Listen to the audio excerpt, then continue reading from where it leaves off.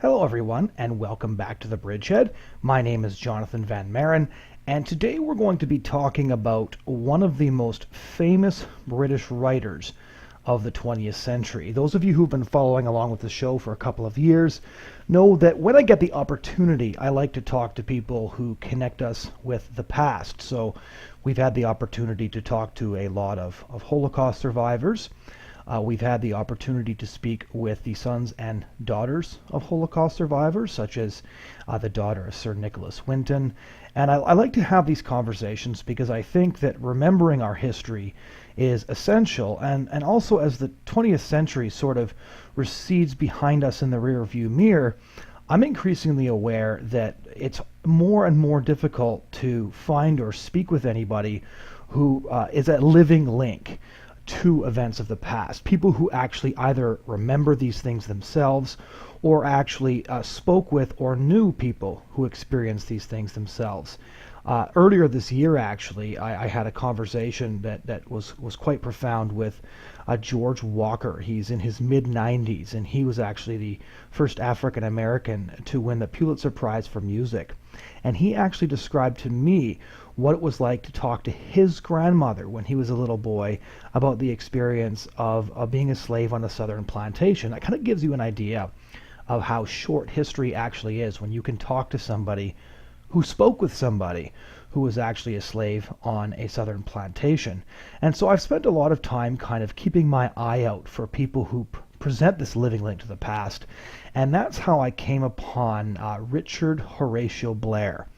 Now that name will be familiar to those of you who know what George Orwell's pen name was. George Orwell obviously is one of the most famous British writers of the last century. He was both a journalist as well as an author of novels like 1984 and Animal Farm. His name was, of course, his real name was Eric Arthur Blair. And he's easily one of the most significant English novelists, essayists, journalists, and critics. He wrote very eloquently on the English language and the use of language and how language can be used to perpetrate injustice and to disguise victimization. And he wrote fervently in his opposition to totalitarianism. I'm sure everybody listening to this show has read at least something by him. I know I had to read Animal Farm in high school. And George Orwell is one of those significant writers who just never goes out of style because the sorts of things that he wrote about and the sorts of things he predicted are coming true. In fact, the term Orwellian is thrown about by everybody on all ends of the political spectrum almost all the time. And as a result of that, Orwellian, of course, being descriptive of a totalitarian or authoritarian social practice, it's often misused, but it's also used to describe language that seeks to deliberately disguise something that's taking place. But this term is very much part of our political language now that's used extremely frequently, even by those who are unfamiliar with what George Orwell was all about and the sorts of things that he wrote about.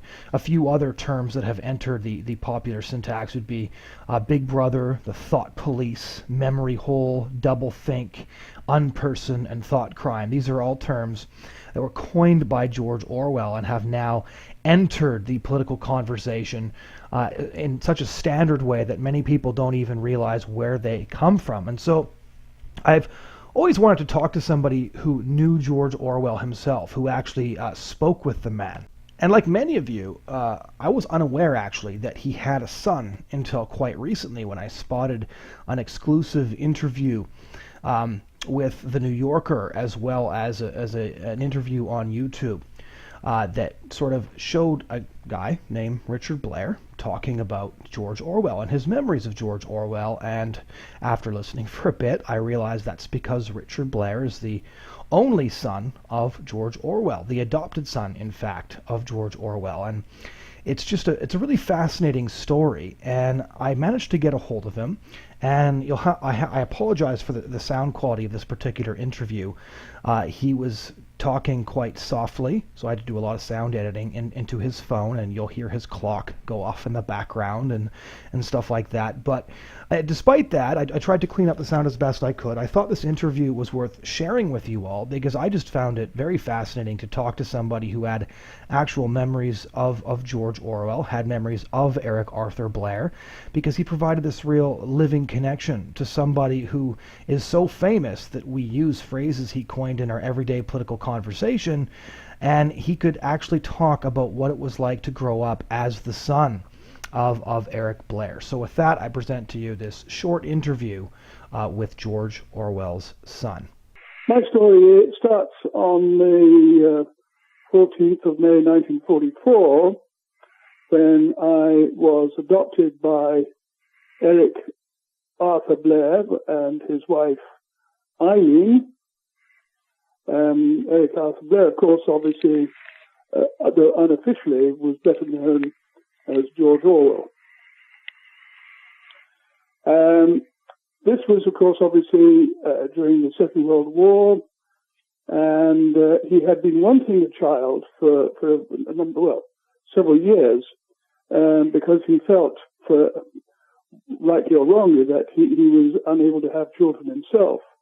I think this is possibly was slightly compounded by the fact that Eileen, his wife, my mother, was not very well herself, and in fact, to cut a long story short, when I was 10 months old in March of 1945, she went into hospital up in a place called Newcastle on Tyne, which was the area where she was born and had gone to school.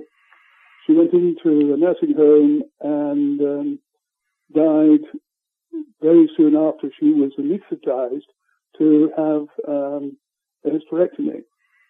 She probably had cancer. She was very anemic, and she simply had a heart attack on the operating table and died. Meanwhile, my father was, or had been asked to go to Germany at the end of the war by his friend, a gentleman by the name of David Astor, of the Astor family, who was the proprietor of a newspaper called The Observer. And David Astor asked my father to go to Germany. They had, incidentally, they had met each other during the war, and both had become friends. David Astor then asked my father to go to Germany to observe what was happening at the end of the Second World War. And it was while he was in Paris that he got a telegram saying that Eileen, his wife, my mother, had died. So he had to rush back and attend to the funeral arrangements. And he decided that the best thing he could do would be to go back to Germany and continue his war report. It seemed to be the only thing he could think of at that particular moment. So that's what he did, and I was placed in the hands of relatives and friends to be looked after. And I had been looked after from that period onwards by a nanny eventually. When we came to the end of the war, 1946, he had decided to give up all his. He did a lot of reviews and essay work, because by now he had published his first major book, which of course was Animal Farm, and which gave him enough resources to be able to think about what to do next. And of course, he had in his mind by then what he wanted to do was to write what turned out to be, in the end, 1984. And to this end, he decided, at the invitation of this friend David Astor, to go up to a remote island on the west coast of Scotland called Jura. which he did. He went up for a holiday, spent a couple of weeks there in the early part of 1946, came back and announced that he would like to move out of London up to this island of Jura. He went back and took the rental of a farmhouse called Barn Hill and moved in the summer, June of 1946. And a few weeks later, I joined him with my nanny at this remote farmhouse, a place which he had indicated to a friend was a very unget-atable place. In those days, it took about 2 days to get to this island from London. You had to take a train and then you stayed overnight in Glasgow. Then you had to take two ferries to the island. Then you had to take a taxi to the top end of the island, where the last 5 miles you had to walk if you didn't have any transport. So there we are. I'm with my father and my nanny in his farmhouse, and joining him was his younger sister, Avril. And unfortunately, she and my nanny, Susan Watson, rather clashed over certain matters. And the result was that Susan Watson then left the island, went back to London, where she belonged, really. And I was then subsequently brought up by my father, George Orwell, by his sister Avril. And that continued on well past after he died in 1950. And by this time she was getting married. She moved off the island to the mainland, where she and her new husband and I lived on the mainland in Scotland. Well, as a father, of course, he was absolutely devoted to me. One of his great problems was that he was terribly worried about the emotional development, or my emotional development, simply because he had TB, and TB, tuberculosis, being infectious. He was very concerned that he might pass this disease on to me, although he was fairly certain, and everyone had said, well, your young son Richard is a robust young man. Well, I say young man, I mean a robust boy of 3, 4, 5. It would seem probably unlikely that he would have problems. So from that point of view, I think his fears were unfounded. Nevertheless, he and I grew up together, and we had some quite interesting little adventures, which I recall just little stories, little snippets of things that happened involving my father and myself. I suppose the 3 best known stories were, the first one was, as you know, well, you may or may not know, he was a very heavy smoker. Right. He rolled his own cigarettes with pipe tobacco, black shag it was called, and he would throw his cigarette ends into the fireplace in the dining room when we had meals together. And I think that I had found an old pipe. I was about age 3, 3.5, and I'd found an old broken pipe. And so after my lunch, would get down, and I decided we would fill the bowl with the pipe with his cigarette ends, and then even asked for a light, which he passed down to me behind his chair, where I was squatting on the floor in the fireplace. And I remember thinking, well, this is very strange. They don't seem to. When I say they, there was my father, my aunt, his younger sister, and this gentleman that she eventually married, who is now living with us at the farm. And the conversation just continued. I lit this pipe, and of course was, as you can imagine, a child who started smoking at the age of 3 was violently ill. it's one of these things that I think it rather amused him. I think he thought, well, learn a lesson. Whether this sort of thing would happen today, I doubt very much. But in those days, those sort of things didn't happen. So there's the sort of thing that you tend to remember quite vividly. The other occasions, well, of course, when he was writing 1984, as it turned out in 1984, he would write all morning and then come down for lunch, as we just related. Then he'd go back in the afternoon and continue writing. You could hear him tapping away on his typewriter. And he would come down early part of the evening. And in summertime, of course, in that part of the world, it didn't get dark until about 10:30 at night.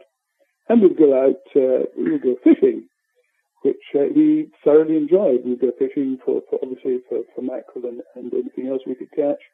We also would catch lobsters, and which was very useful, of course, because it supplemented our diet. You have to remember that in wartime England and just afterwards, for many years afterwards, in fact, there was rationing. We had to have a ration card. Right. And so you could only get so much, you were only allowed to get so much of essential daily provisions, which of course, if you bought too much butter, then you had to wait until the next coupon came up. And so we had to be a bit careful. So getting fish and lobsters, and we had rabbits, which we could shoot, we shot rabbits, that all supplemented our diet. I think the two other major incidents were, one was watching him make a wooden toy for me, which he was very keen to do. He did it quite a lot.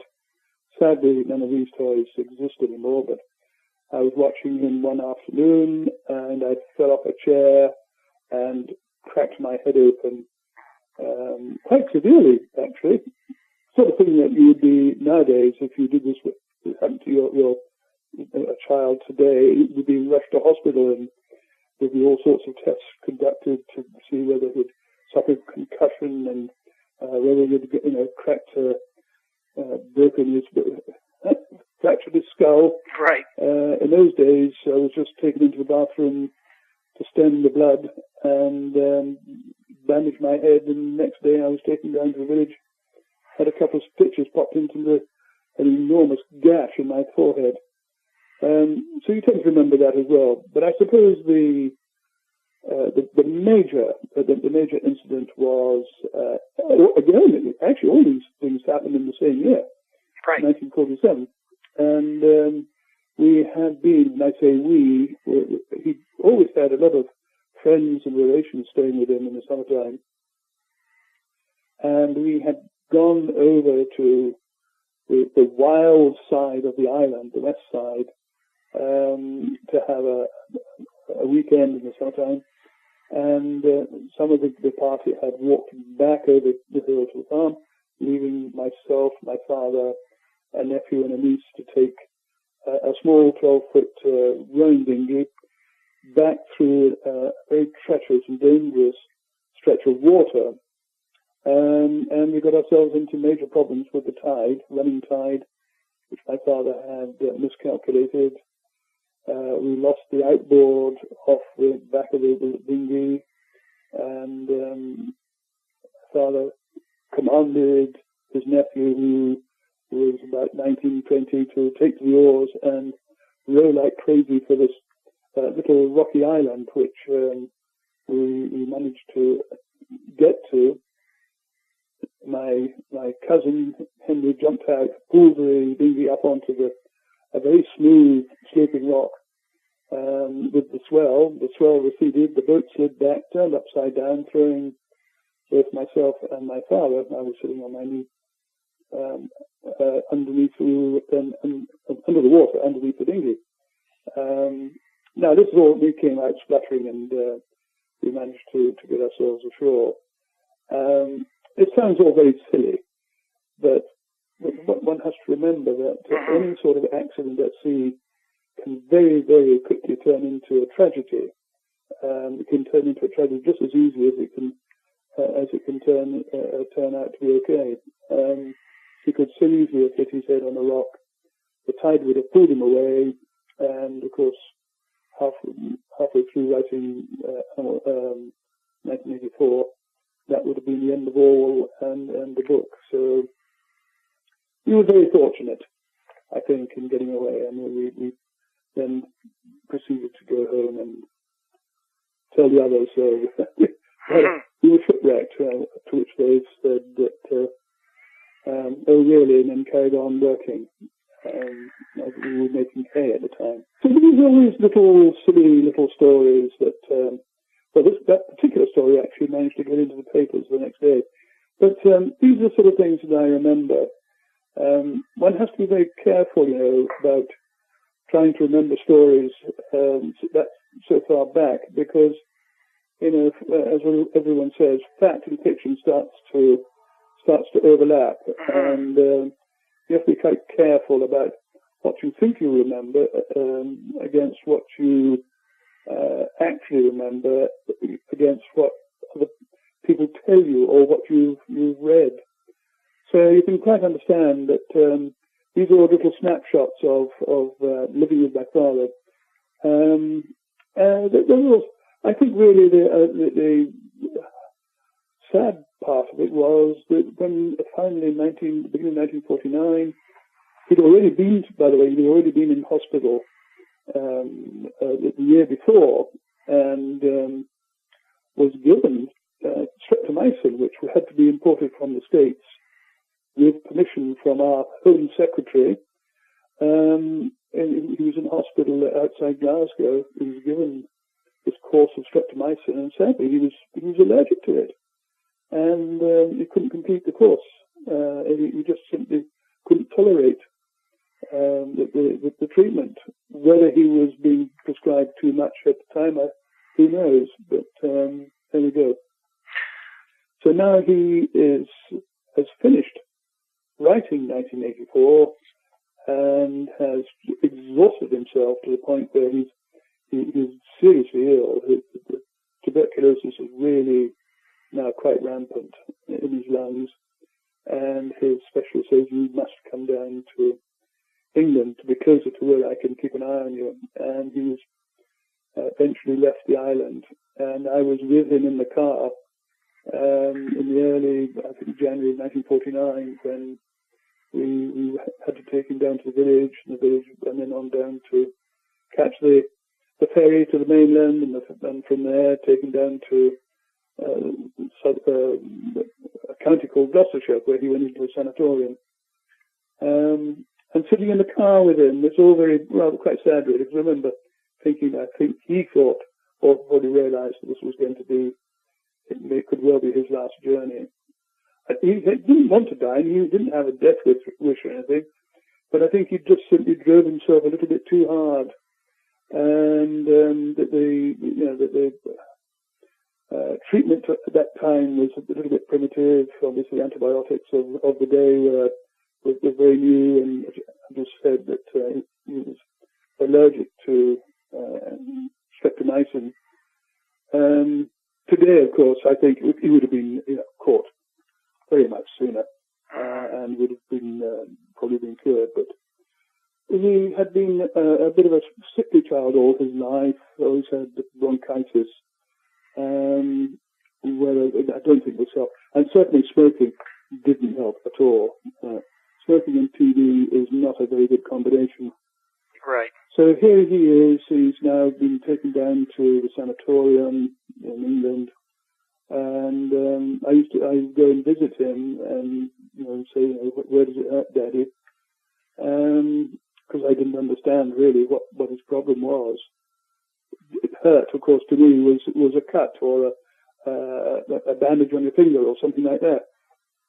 So anyway, I spent the summer down at this near the sanatorium where I would go and visit him at the weekends. And eventually, of course, he was then taken to London, to University College Hospital in London in September 1949. 1984, as a book, had now just come out and been published to great acclaim.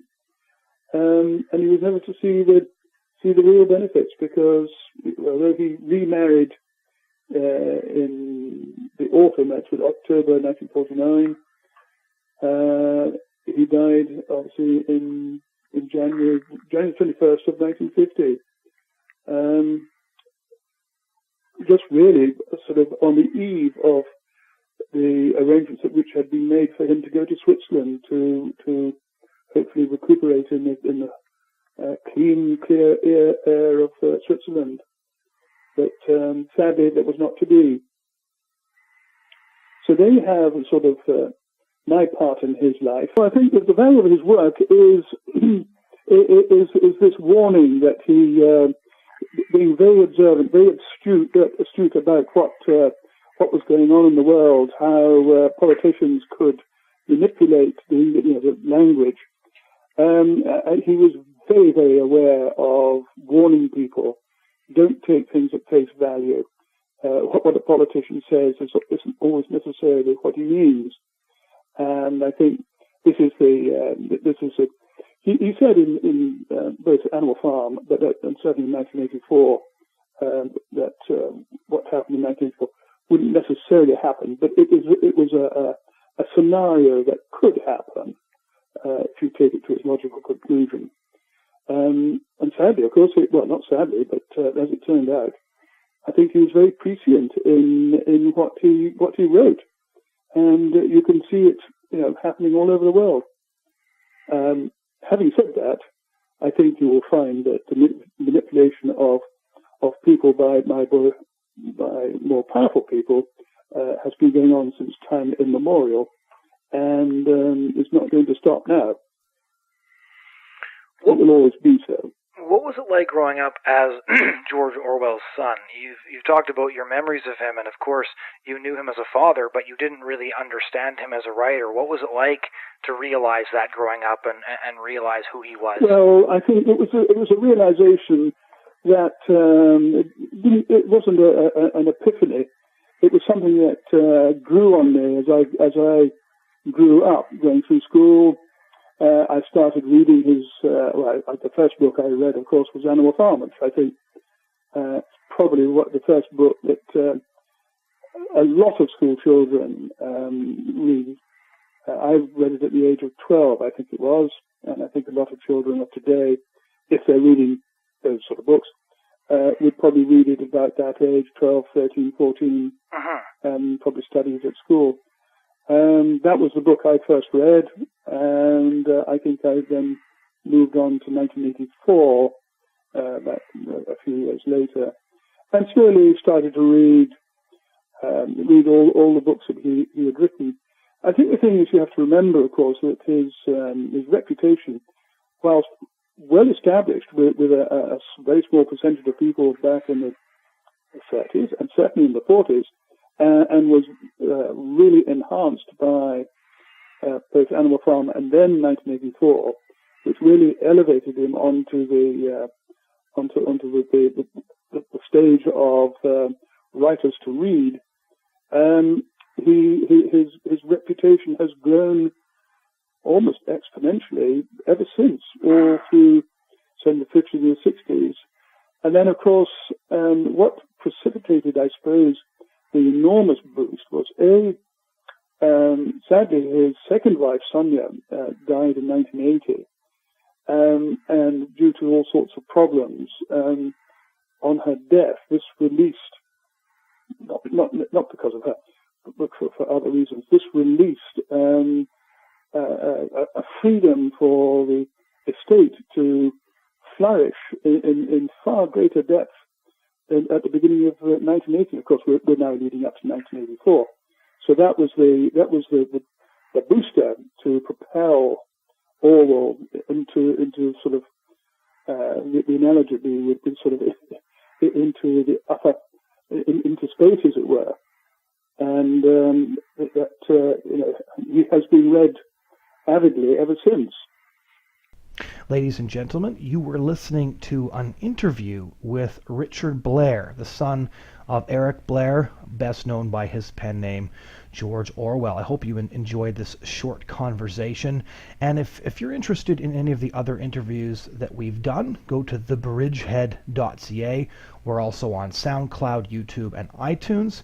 As most of you will know, the last interview we did on this show was with Peter Hitchens, the British author and columnist, who was talking about the state of affairs between Europe and Russia, as well as the potential for global conflict brought about by the current Western actions going on in the country of Syria. He ended that interview on a very somber and very chilling note, I thought, and if anybody is interested in listening to his insights on the current geopolitical situation, please head over there. This show was brought to you by Total Rentals, and we hope that you guys will consider joining us again next week for another conversation.